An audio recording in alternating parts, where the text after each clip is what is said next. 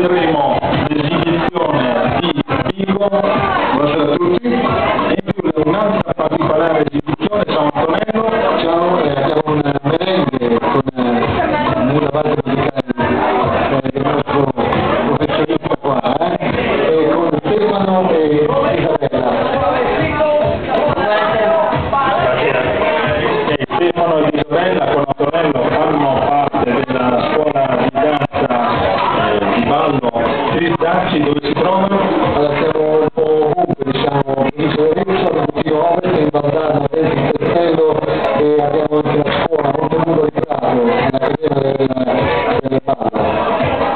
La nostra direzione musicale Fabio e Luca alzano la base al ballo gli amici della scuola di Trisdacci e alle percussioni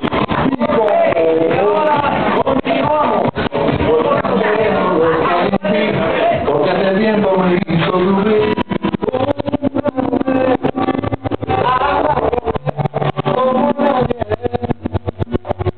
Y por eso te comprendo.